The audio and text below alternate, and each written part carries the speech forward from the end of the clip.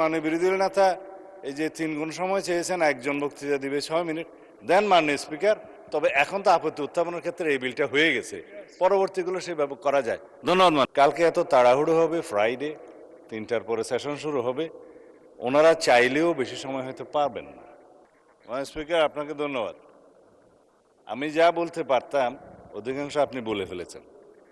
নিয়ম হলো বিশেষ কমিটির রিপোর্টে যেখানে যেখানে নোট অফ ডিসেন্ট দেয়া হয়েছে সেই বিলগুলো আমরা আজকে থেকে আনা শুরু করছি।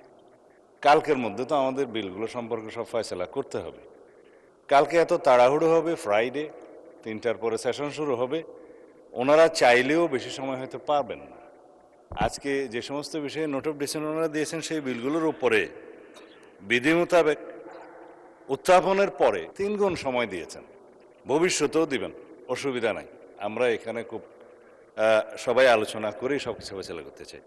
এরপরের স্টেজে ওনারা ইচ্ছা করলে সেকেন্ড রিডিংয়ে সংশোধনী আনতে পারতেন, আপনাকে নোটিশ দিতে পারতো, সেই হিসেবে আবার সংশোধনীর সময় আলাপ করতে পারতেন।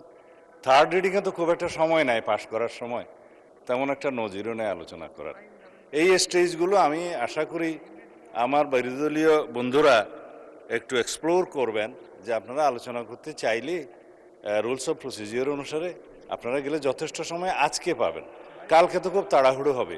তো সুতরাং মাননীয় বিরোধী দল নেতা এই যে 3 গুণ সময় চেয়েছেন, একজন বক্তৃতা দিবে 6 মিনিট, দেন মাননীয় স্পিকার।